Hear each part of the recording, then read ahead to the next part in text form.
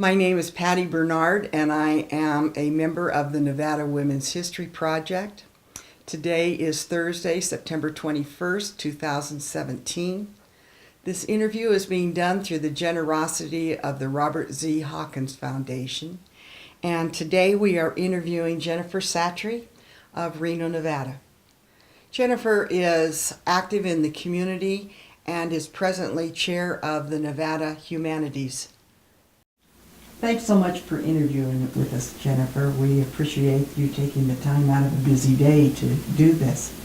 Can you talk a little bit about your formative years, your parents, your schooling? And I know that although you did grow up in California, you did have an association with Nevada even then. Yes, I was born in California, and in Madera, California, a small town near Fresno in the San Joaquin Valley. And my parents, Patricia and Pat Arnold, Pat and Pat. I had a brother. I have a brother 2 years older, and spent all of my young childhood there through high school, actually.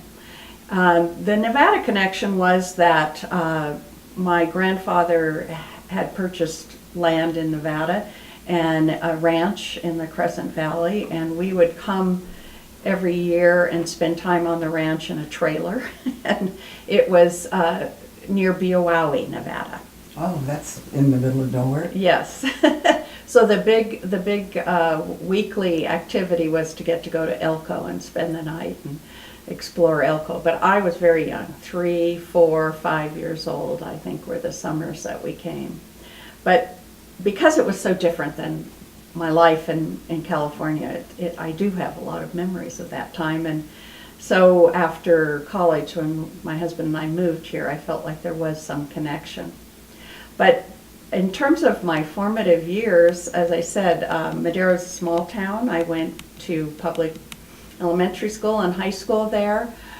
Both of my parents were college graduates, and it was sort of assumed that I would go to college, which I now, as I look back on it, realize that wasn't necessarily the norm in the 1950s, that a child would just think that they were supposed to go to college.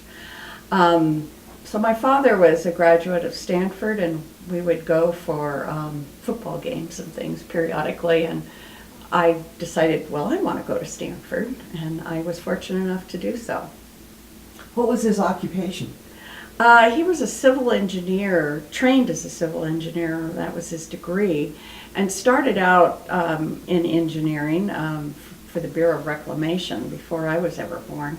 But then during the war, he served as an officer in the Army Air Corps and was a weatherman, actually. And my parents weren't married until after the war. They didn't even know each other until after the war. They were a little bit older as parents for those days, not for today, but they were 33 when I was born. And when he came back from the service, he worked instead as a rancher, taking over my grandfather's ranch properties, which is probably one of the reasons we would go back and forth to Nevada. Did you have any special interests in high school? Well, I was very active in high school in student government, so I guess I had an early start in working with people on projects. I was not an athlete at all, and in those days it wasn't necessarily assumed that a girl would want to be in sports. But even if I had, I have learned since then, that's not one of my skills. So it was a good thing that I chose to be active in student government instead. So you went to Stanford, and what kind of activities did you participate in? Well, my major was psychology. I was fortunate enough to spend 6 months my sophomore year in a program Stanford had overseas in Germany.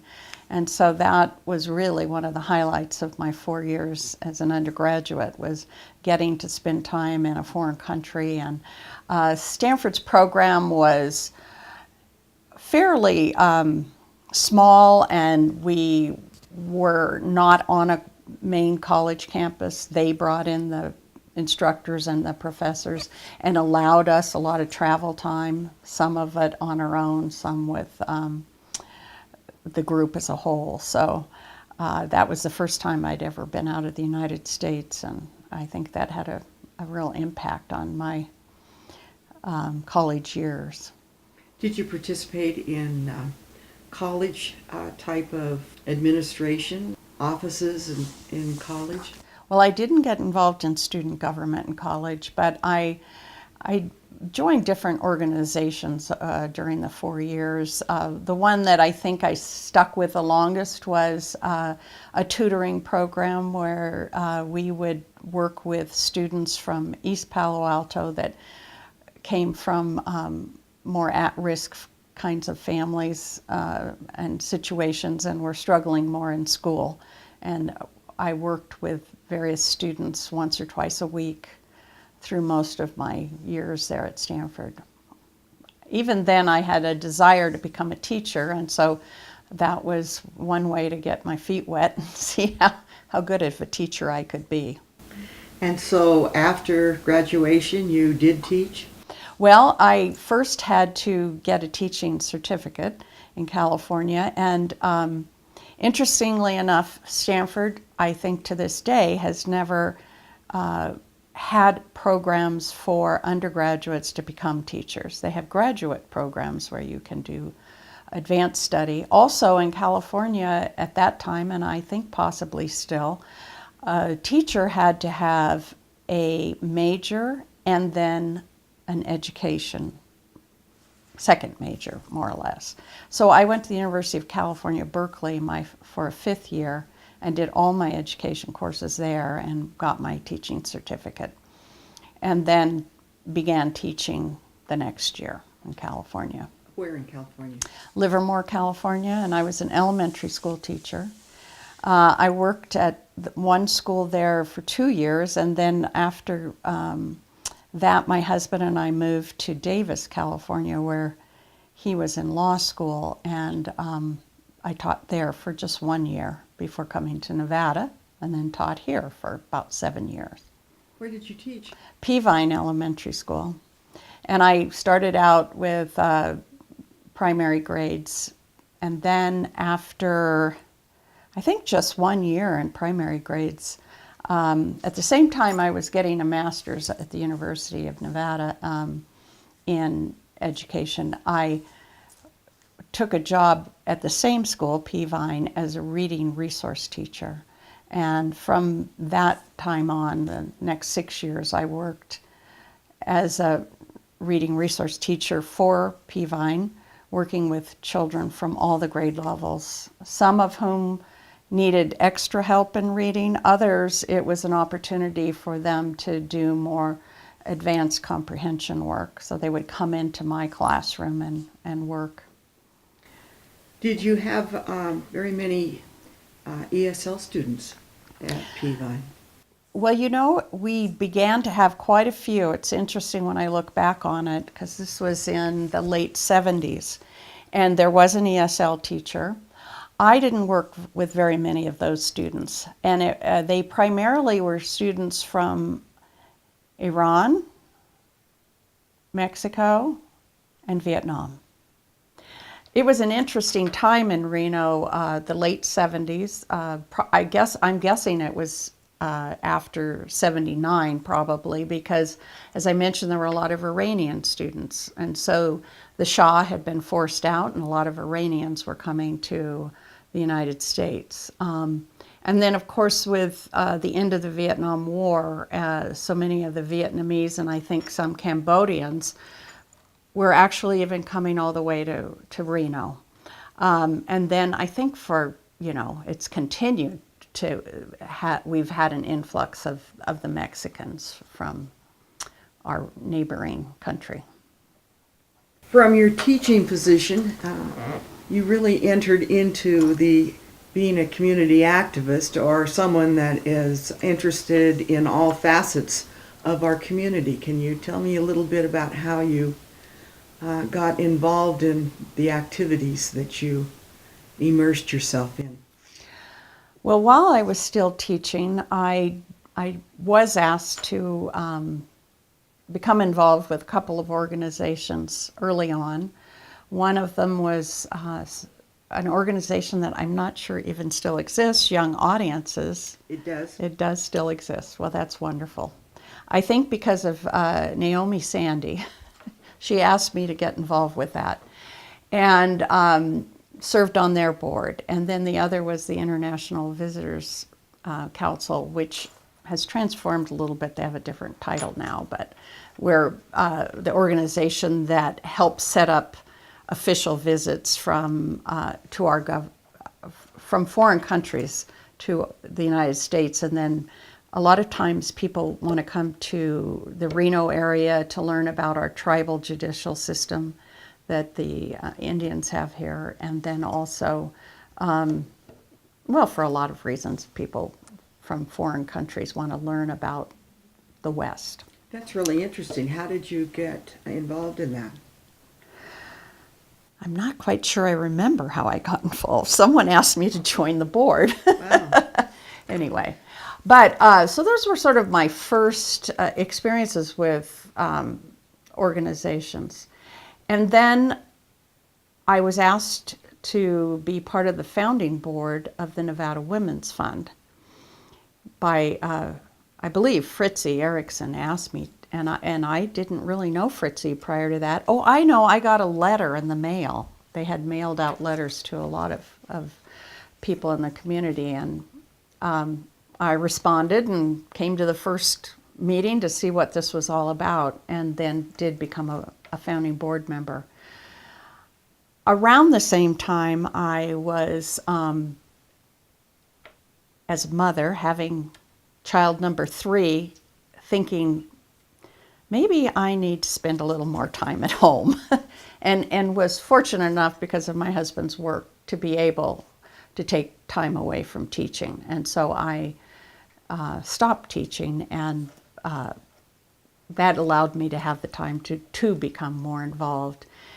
But it was really the Nevada Women's Fund that was the foundation for anything I've done since then in this community, I feel. And I had wonderful mentors in Fritzie and Lynn Atchison.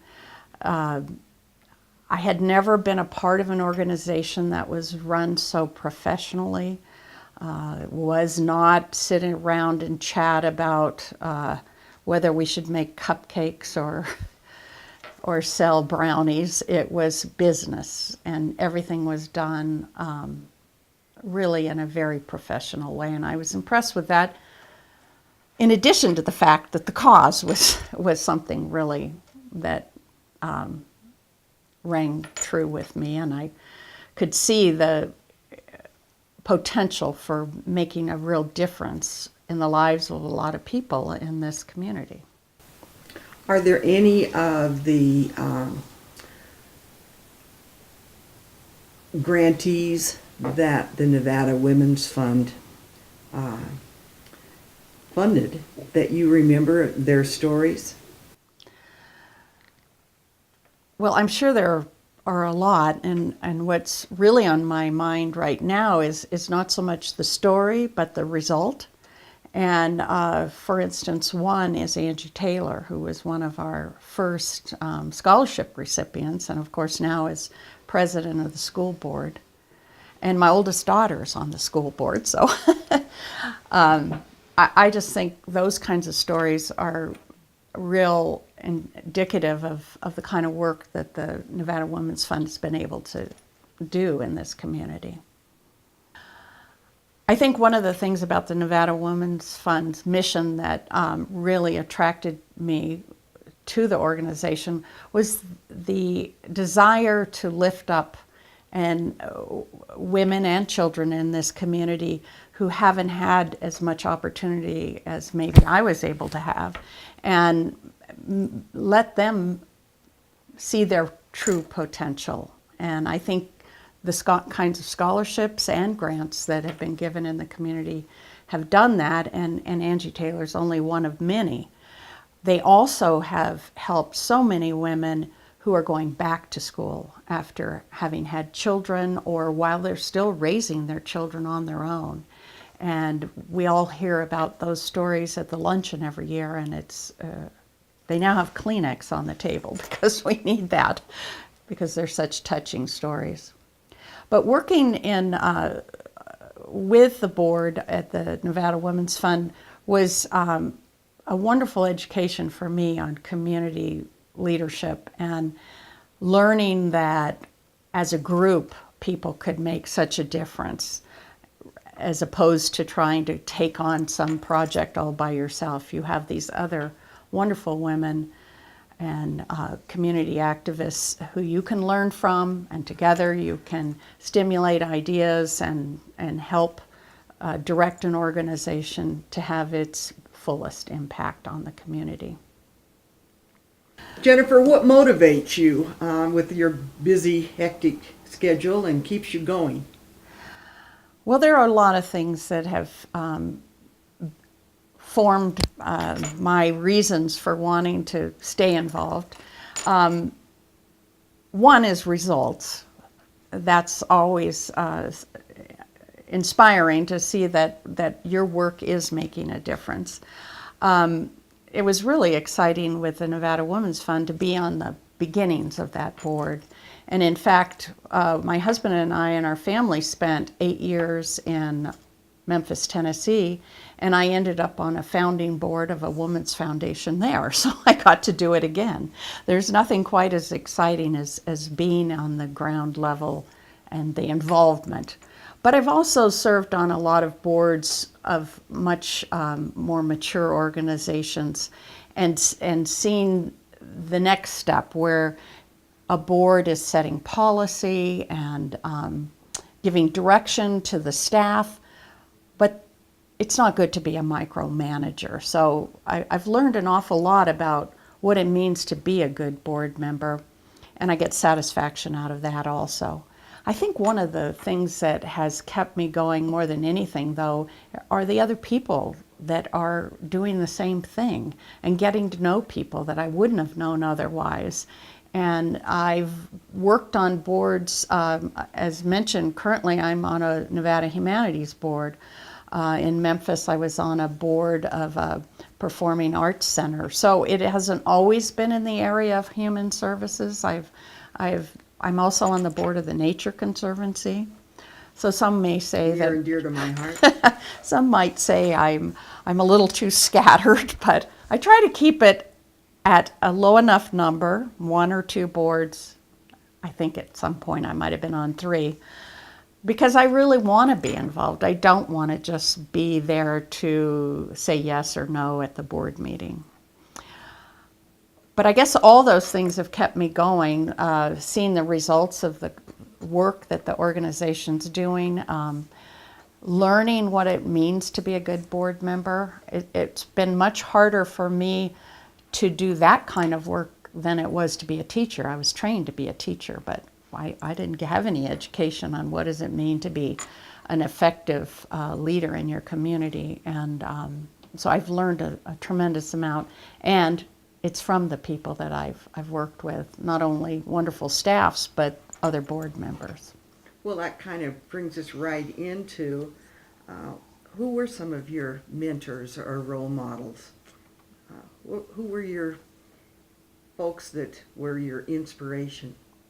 Well, I think I'd have to say, in terms of role models, number one was my mother.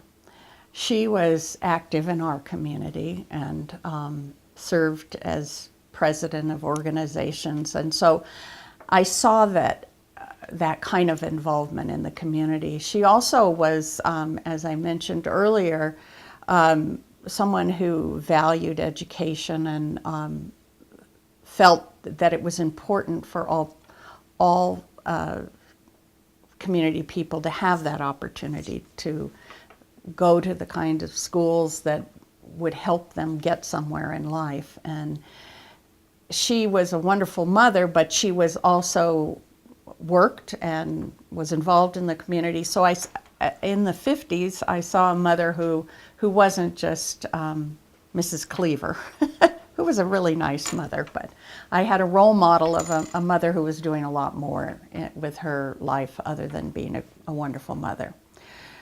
Then I think I mentioned earlier, I really learned a lot and admired Lynn Atchison and Barbara Thornton and Fritzie Erickson, and I'd have to say Sue Wagner too, for the kind of work they were doing in the community. And just, I think I said this before, but everything was approached in such a professional way. And I really learned from them a lot about being on a board of directors of an organization and the importance of being committed to what you're doing and not just lending your name to the organization.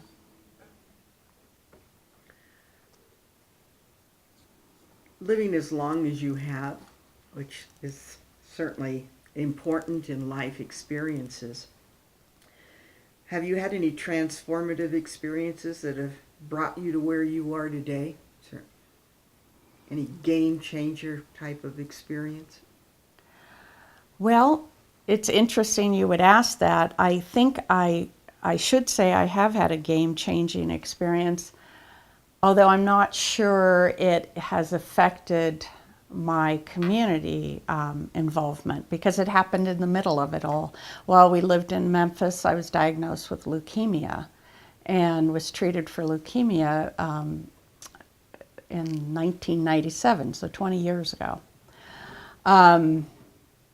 I was a mother of 4 children at the time. The youngest was, I think, 10. So, you know, it made me take pause and look at what is the future for my children. But I was very fortunate that their specific type of leukemia I had, they have very good treatment for, and I've never had any issue after the first 3 months of treatment. I don't know that that changed my life in terms of how much I was committed to being involved in community work, but it certainly changed my attitude about reaching out to people who are in a situation where they are faced with difficulty. I used to sort of feel like, well, I don't want to bother them right now. And I just know how much it meant to me to have people let me know they were thinking about me.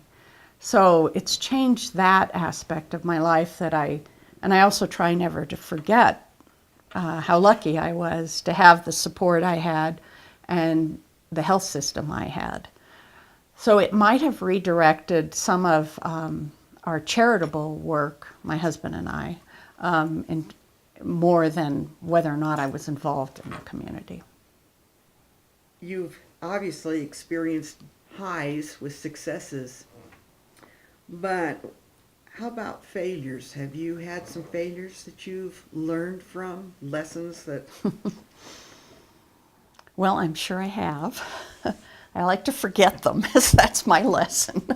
Don't concentrate on the failures.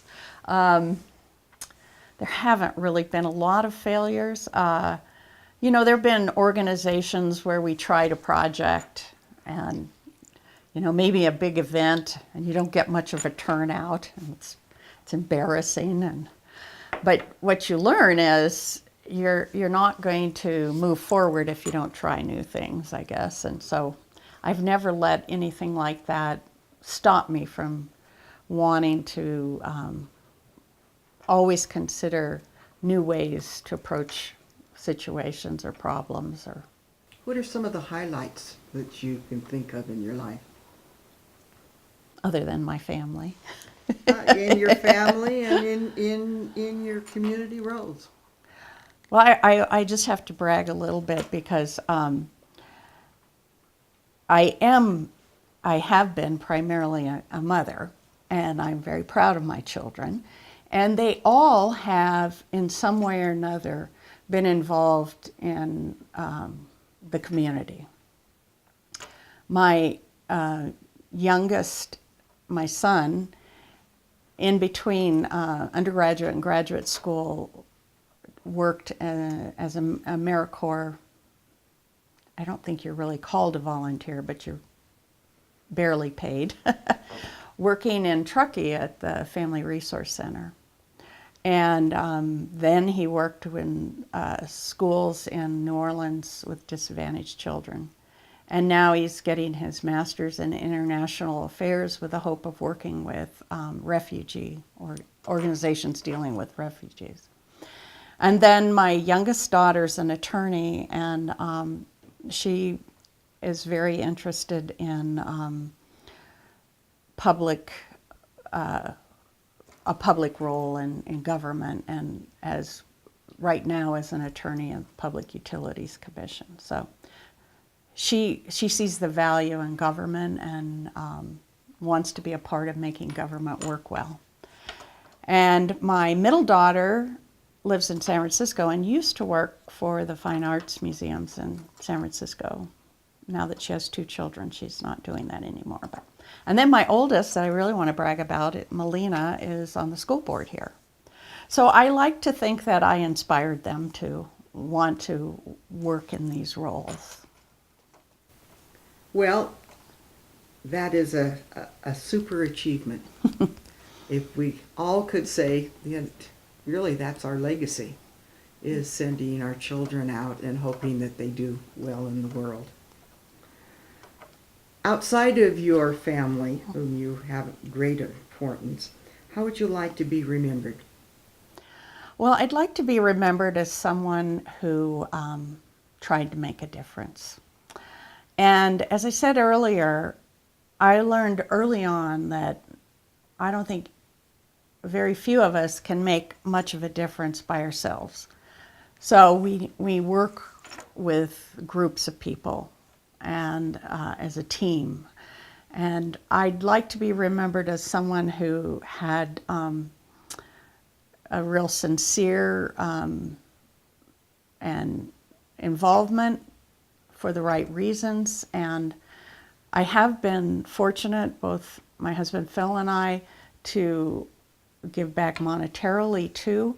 Being remembered for that is not as important to me, but I know that I've been asked and convinced that to let people know that we do make charitable gifts inspires others to make charitable gifts. So if I'm remembered for not only giving time, but also charitable dollars, I'm okay with that.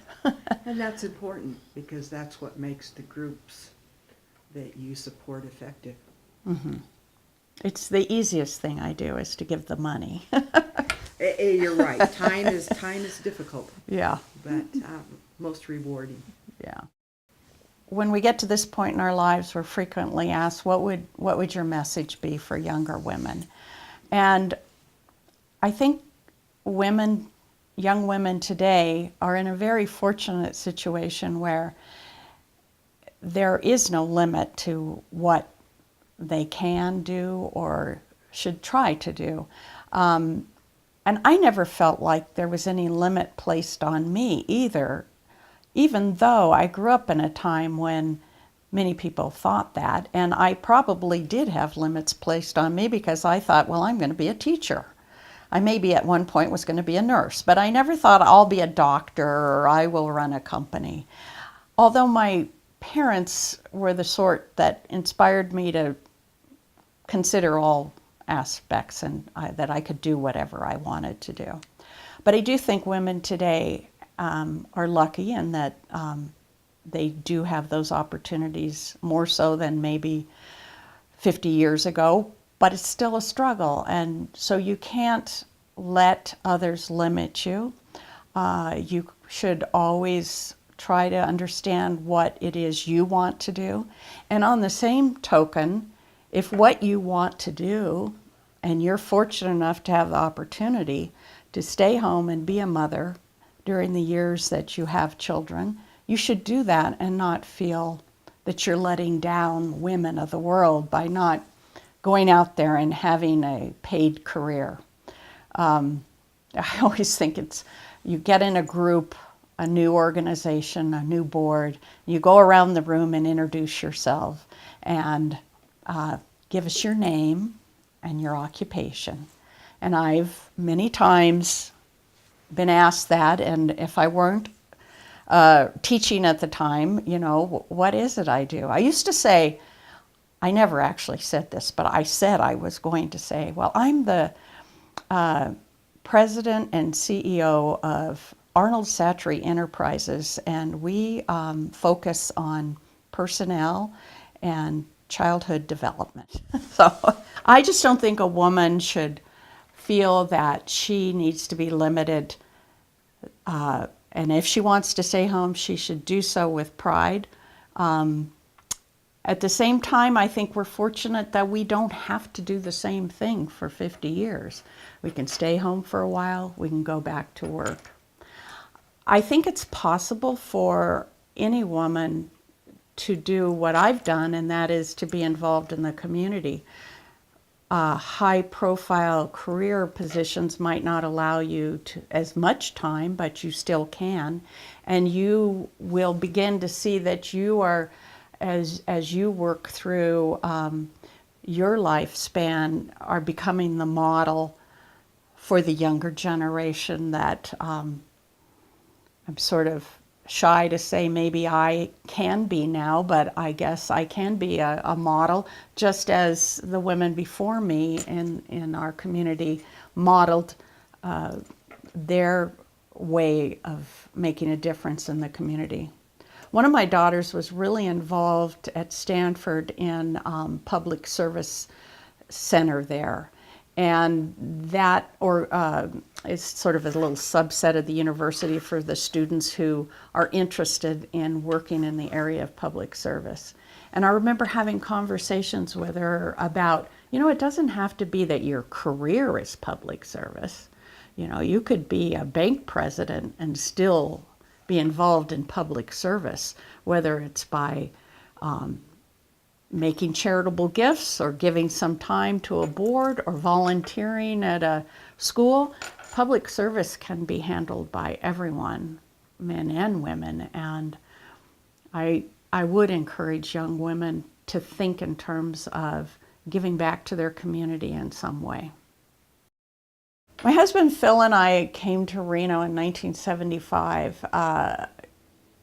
He was the one that had the idea that he'd like to live in Reno, and I wasn't so sure. I told him, I think the trees stopped growing at the border. But he brought me on a beautiful fall day and took me in the old neighborhood, and I soon fell in love with Reno. But I think that any of us who've lived here a long time realize that our reputation around the country is not something that is always wonderful. And I have found over the years, I tell people, but it's a wonderful place to live. We choose to live here. We went to Memphis for 8 years and came back to Nevada and could have lived in Las Vegas where my husband's main work was, but I wanted to live in Reno. Ever since I got here and saw how wonderful it was, I've loved Reno. I love it for many reasons.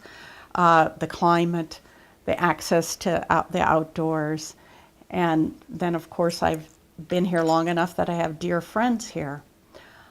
I think we're at a really exciting juncture in the history of this community, because there is a lot of opportunity going forward that this community is going to become a more vibrant economic base for lots of good jobs, not just the service jobs. I'm in the position I am because of the casino business. I'm lucky for that. I'm not opposed to that, but I think for a long time they've been trying to diversify, and we see that happening more. The embracing of the university and the role it plays. So I would like to see that to continue, so that all the citizens in this community then have a better opportunity for a good quality of life. This area certainly has a lot of what people want in quality of life. in terms of, as I said already, the weather, the nature that we're surrounded by. But for those that don't have a good job and are worrying about whether or not they're going to be able to pay the rent, or those that are just trying to get a job, making this a more diverse economy with really good jobs. And I see Truckee Meadows Community College stepping in with some of the training, the university, so that we can have a more skilled workforce, and therefore those individuals can make a better living and enjoy the things I enjoy about Reno. I'm not saying they can't enjoy them now, but I can imagine that if you don't have a good enough job or a job at all and you're trying to take care of a family, all that quality of life I'm enjoying doesn't really matter to that individual. So I would hope going forward that we can have a very stable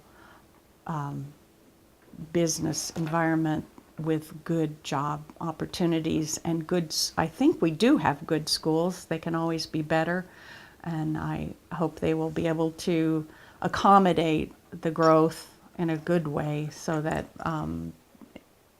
everyone has the opportunity to have a good, stable income and life. Thank you so much for talking with us, Jennifer. I enjoyed it. Thank you.